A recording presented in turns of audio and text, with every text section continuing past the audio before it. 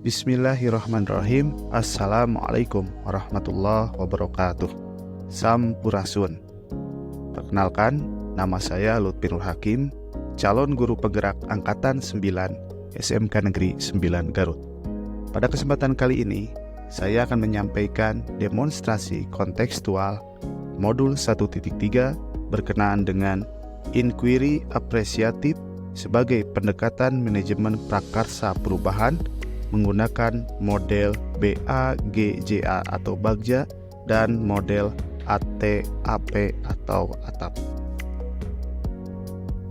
Tugas demonstrasi kontekstual yang harus dibuat pada modul 1.3 dimulai dari tujuan, di mana yang pertama adalah calon guru penggerak mempraktekkan peran paradigma inquiry apresiatif untuk mengidentifikasi potensi dirinya dan membuat kalimat prakarsa perubahannya. Yang kedua, calon guru penggerak menyusun BAGJA dan ATAP menurut kalimat prakarsa perubahan diri yang telah dibuat untuk kemudian menjalankannya.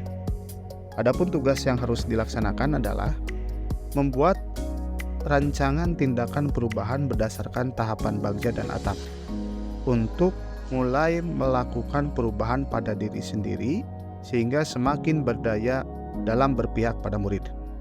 Selanjutnya, temukan potensi dan kekuatan, juga hal baru dalam diri yang dapat membawa manfaat untuk murid. Sebelum masuk ke tahapan paradigma perubahan yang saya buat, saya coba akan menyampaikan kembali perihal inquiry apresiatif melalui tahapan model BAGJA dan ATAP. Menurut Sufried dan Whitney 2005 bahwa inquiry apresiatif adalah suatu filosofi atau suatu landasan berpikir yang berfokus pada upaya kolaboratif menemukan hal positif dalam diri seseorang, dalam suatu organisasi, dan dunia di sekitarnya, baik di masa lalu, masa kini, ataupun masa depan. Sedangkan model tahapan BAGJA adalah model tahapan yang membantu dalam menerapkan paradigma inquiry apresiatif. Nah, mulai dari pertama, buat pertanyaan utama, ambil pelajaran, gali mimpi, jabarkan rencana, dan yang terakhir adalah atur eksekusi. Selanjutnya, model ATAP atau kanvas ATAP adalah alur atau cara menerapkan prakarsa perubahan, tidak jauh beda dengan BAGJA. Adapun urutan atau uraian kegiatan dari ATAP yaitu mulai dari awal atau bisa dibilang aset, terus tantangan, aksi, dan pembelajaran. Sebagai acuan awal untuk melakukan perubahan yang dalam rangka paradigma perubahan di diri saya akan coba menyampaikan terlebih dahulu terkait dengan visi guru penggerak yang saya coba tuangkan dalam pendampingan belajar bersama dengan peserta didik, di mana tuntutan kami di SMK bahwa para peserta didik itu harus tercetak menjadi sosok-sosok yang berkarakter, berakhlakul karimah, kreatif, dan mampu mendorong produktivitas sehingga mereka nanti bisa bersaing di lingkungannya, di dunia usaha, dunia industri, ataupun di perguruan tinggi. Dasar dari itu, maka saya coba wujudkan visi guru penggerak saya, yaitu mewujudkan peserta didik berakhlakul karimah, kreatif, produktif, sesuai dengan profil pelajar Pancasila. Penjabaran dari visi tersebut ada 3 nilai karakter profil pelajar Pancasila yang coba saya munculkan, di mana yang pertama adalah siswa berakhlakul karimah. Penjabarannya bahwa saya memimpikan kelak peserta didik saya menjadi sosok yang memiliki akhlak yang sempurna, dan mereka menjadi sosok yang dapat memimpin masyarakat di lingkungannya serta berkolaborasi dan bergaul dalam kebinekaan. Yang kedua adalah siswa yang kreatif. Orang kreatif adalah orang yang mampu menghasilkan sesuatu yang baru, baik dalam bentuk gagasan maupun karya nyata. Mereka mampu melihat sesuatu dari sudut pandang yang berbeda dan menemukan solusi yang unik untuk masalah yang dihadapi. Beberapa sikap yang saya mimpikan dimiliki peserta didik, diantaranya yang pertama, tidak pernah berhenti untuk bermimpi dan berimajinasi. Yang kedua, tidak pernah berhenti belajar. Yang ketiga, memiliki motivasi diri yang tinggi. Selanjutnya, mampu memecahkan masalah. Dan yang terakhir, terbuka terhadap informasi baru. Dan sikap yang ketiga yang saya harapkan di visi saya untuk para peserta didik, yaitu saya berkaca kepada statement Pak Joko Widodo bahwa salah satu kekuatan utama membangun Indonesia maju adalah bonus demografi. Jumlah penduduk yang sangat besar dan didominasi oleh anak-anak muda usia produktif, serta daya beli masyarakat yang terus meningkat, akan menjadi motor penggerak ekonomi nasional kita dalam menghadapi kompetensi global. Dasar pemikiran beliau yang menjadi landasan imajinasi saya untuk peserta didik saya ke depan. Mereka saya mimpikan menjadi sosok-sosok yang produktif sehingga memiliki daya saing secara global dan menjadi sumber daya manusia yang akan menguatkan perekonomian secara nasional. Setelah saya coba menggambarkan terkait dengan visi saya selaku guru penggerak sebagai mimpi bagi para peserta didik saya, dan saya coba menggali juga potensi diri saya, maka saya coba merekomendasikan prakarsa perubahan yang ada di diri saya, yaitu mengembangkan kedisiplinan diri agar menjadi suri tauladan bagi peserta didik.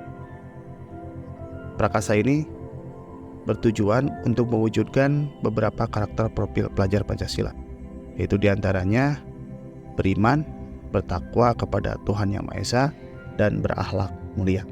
Baik, selanjutnya sebelum masuk ke tahapan langkah Bagja dalam penjawantahan paradigma perubahan dari diri saya akan coba menjelaskan kembali terkait dengan kampas Bagja atau langkah tahapan dari Bagja itu sendiri. Di mana yang pertama adalah buat pertanyaan. Pertanyaan untuk menentukan arah perubahan apa yang diinginkan. Terus selanjutnya ambil pelajaran dalam artian kenali kekuatan, aset atau potensi serta peluang melalui kegiatan penyelidik. Terus yang ketiga, gali impian. Dalam langkah tahapannya, nanti sajikan narasi ideal jika prakarsa perubahan tersebut dapat terwujud. Terus selanjutnya yang keempat adalah jabarkan rencana, mengidentifikasi tindakan yang akan dilakukan. Yang terakhir adalah atur eksekusi, membuat transformasi rencana menjadi sebuah kenyataan. Langkah tahapan Bagja yang akan coba saya sajikan dalam rangka prakarsa perubahan saya dalam konteks membangun kedisiplinan diri agar menjadi suri tauladan bagi peserta didik, dimulai dari yang pertama, buat pertanyaan utama. Pertanyaan yang muncul adalah apa yang harus saya lakukan dalam membangun kedisiplinan diri agar menjadi suri tauladan bagi siswa. Tindakannya, satu, menjadi teladan siswa dengan mengikuti tata tertib atau standar operasional prosedur sebagai upaya pembentukan budaya positif di sekolah. Contoh konkretnya seperti datang tepat waktu, selalu mengikuti upacara dan apel pagi yang dilaksanakan setiap hari kerja dan kegiatan-kegiatan yang lainnya. Yang kedua adalah menjadi teladan siswa dengan berpakaian sesuai dengan ketentuan yang berlaku. Dan contoh yang ketiganya, menjadi teladan siswa dengan berperilaku dan bertutur kata yang baik dan sopan. Langkah tahapan yang kedua adalah ambil pelajaran. Pertanyaan yang muncul, siapa di sekolah yang dianggap paling bisa dalam membangun kedisiplinan diri? Selanjutnya, bagaimana dia bisa mengatur waktu sehingga bisa membangun kedisiplinan dirinya? Aktivitas dan situasi apa saja yang dia lakukan dalam membangun kedisiplinan diri, dan kompetensi apa yang sudah saya miliki terkait dengan kedisiplinan diri. Adapun tindakan penyelidikannya adalah mencari profil guru yang sudah pernah membangun kedisiplinan diri untuk menjadi teladan bagi siswa. Yang kedua, mencari tahu dan mencatat bagaimana dia mengatur waktu sehingga bisa membangun kedisiplinan dirinya. Yang ketiga, mencari tahu dan mencatat aktivitas dan situasi apa saja yang bisa membangun kedisiplinan diri. Dan yang terakhir adalah saya melakukan refleksi diri terkait apa yang sudah saya miliki berkenan dengan kedisiplinan diri saya dalam upaya mewujudkan keteladanan bagi siswa. Langkah tahapan yang ketiga adalah gali mimpi. Pertanyaan yang muncul, apa kebiasaan baru yang bisa saya bayangkan terkait ketika sudah terbangun kedisiplinan diri di diri saya? Yang kedua, bagaimana perasaan saya ketika telah terbangun kedisiplinan diri tersebut? Apa saja hal-hal baru yang bisa saya lakukan? Dan yang terakhir, apa hal-hal atau sumber daya yang saya bayangkan akan tersedia untuk mempertahankan kedisiplinan diri? Adapun tindakan atau penyelidikannya adalah menjadi sosok terdepan dalam pelaksanaan setiap program, senantiasa menjaga sikap dan bertutur kata dengan baik. Yang kedua, perasaan yang muncul adalah rasa bangga karena telah mampu menjadi figur yang baik dan patut ditiru oleh peserta didik. Terus menjawab pertanyaan yang ketiga, membuat dokumentasi dan catatan tentang bagaimana terbangunnya kedisiplinan diri dalam rangka mewujudkan keteladanan bagi siswa. Dan yang terakhir adalah membuat schedule time untuk mempertahankan kedisiplinan diri untuk menjadi teladan bagi siswa. Langkah tahapan yang keempat yaitu jabarkan rencana. Pertanyaan yang muncul, hal sederhana apa yang bisa saya lakukan agar bisa membangun kedisiplinan diri untuk menjadi teladan bagi siswa? Apa tindakan-tindakan yang bisa mendukung usaha pencapaian kedisiplinan? Bagaimana cara untuk saling menyemangati usaha bersama mencapai kedisiplinan diri? Adapun tindakan atau penyelidikannya adalah hal sederhana, contohnya mengatur alarm supaya bangun lebih pagi, berkomitmen terhadap diri, dan tentunya menghargai proses profesi sebagai guru. Yang kedua, mengatur reminder pada handphone untuk mengingatkan jadwal harian. Selanjutnya meminta pasangan hidup, istri, dan rekan sejawat di sekolah untuk senantiasa mengingatkan saya dalam bersikap.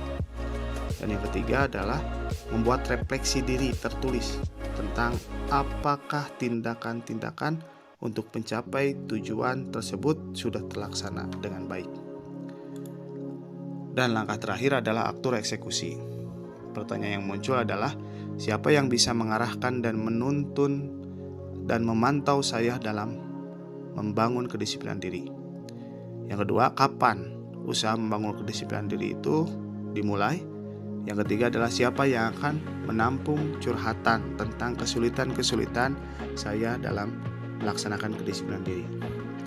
Adapun tindakan atau penyelidikannya adalah yang dapat mengarahkan tentunya kepala sekolah sebagai pemantau kegiatan, teman sejawat sebagai teman seperjuangan yang mampu membangun kedisiplinan bersama, pasangan di rumah sebagai reminder atas tindakan-tindakan yang dilakukan, dan kapan usaha itu dilakukan. Usaha tersebut akan dilakukan di awal tahun pembelajaran ketika awal masuk proses pembelajaran. Dan siapa yang akan menampung curhatan-curhatan ketika saya mengalami kesulitan? Di antaranya kepala sekolah, teman sejawat, dan pasangan di rumah, yang tentunya mereka dapat menampung curhatan tentang kesulitan dalam usaha tersebut. Model yang kedua terkait manajemen inquiry apresiatif prakasa perubahan, yaitu langkah tahapan model ATAP. Sebelumnya saya coba presentasikan terlebih dahulu berkenaan dengan kanvas dari ATAP itu sendiri, bahwa di sini dijelaskan menulis dengan ATAP itu sama saja dengan melakukan perjalanan. Dimulai dari kegiatan awal, yaitu bagian yang menceritakan situasi awal meliputi tanggung jawab sebagai guru dan tujuan pembelajaran yang harus dicapai. Dilanjut tahap kedua, tantangan. Bagian yang menceritakan tantangan atau kesulitan yang harus diselesaikan untuk mencapai tujuan pembelajaran. Langkah yang ketiga adalah aksi. Bagian yang menceritakan strategi dan pelaksanaan strategis belajar termasuk penyesuaian strategi bila ada. Dan yang terakhir adalah pelajaran. Bagian yang menceritakan pelajaran, hasil refleksi terhadap seluruh proses kegiatan. Adapun penjabaran dari langkah Atap terkait prakasa perubahan membangun kedisiplinan diri agar menjadi suri teladan bagi peserta didik diawali dari awal atau aset. Tersedia sumber daya manusia yang kompeten di sekolah, termasuk sekolah berada di lingkungan pesantren. T. Tantangan. Pernyataan masalah, kurangnya sosok suri tauladan yang baik untuk peserta didik terutama di lingkungan pergaulan mereka. Dan pernyataan tantangannya, mendorong diri saya untuk berupaya bersikap dengan baik, menghargai profesi sebagai guru agar mampu menjadi suri tauladan yang baik untuk peserta didik saya. Tahap yang ketiga adalah aksi. Langkahnya mengikuti seluruh aturan dan standar operasional prosedur yang dilakukan di sekolah, menjaga sikap dan bahasa, berpenampilan menarik dan sopan sesuai dengan aturan, dan menjadi pemimpin pembelajaran yang mempesona, berkolaborasi beserta didik dengan baik, dan tentunya menjadi motivator yang tangguh. Adapun penjabarannya adalah perubahan yang diharapkan mulai dari diri adalah saya mampu menjelma menjadi figur yang layak untuk ditauladani oleh peserta didik saya, dan menjadi figur pembawa perubahan positif di lingkungan sekolah sehingga tercipta lingkungan yang mampu mendorong warga sekolah agar memiliki karakter yang sempurna atau berakhlakul karim. Dan sebagai akhir dari demonstrasi kontekstual modul 1.3 yang saya sudah sajikan adalah saya mengutip sebuah pernyataan dari Presiden Joko Widodo. Beliau menyampaikan bahwa guru adalah teladan bagi generasi masa depan bangsa. Teladan pembelajaran yang terus belajar. Dengan karya seorang guru, maka akan ada jutaan anak Indonesia yang karakternya terbentuk dengan etos kerja yang berbasis karya. Demikian presentasi demonstrasi kontekstual model 1.3 tentang inquiry apresiatif sebagai pendekatan manajemen prakasa perubahan dengan model Bagja dan Atap. Mudah-mudahan setelah saya coba mempelajari terkait dengan materi tersebut, saya bisa menjadi sosok pembaru di sekolah, dan mudah-mudahan apa yang saya sampaikan bisa saya laksanakan atau jalankan, dan tentunya memberikan manfaat bagi para peserta didik saja. Sekian, terima kasih. Wallahu muwaffiq ila aqwamit thoriq. Wassalamualaikum warahmatullahi wabarakatuh.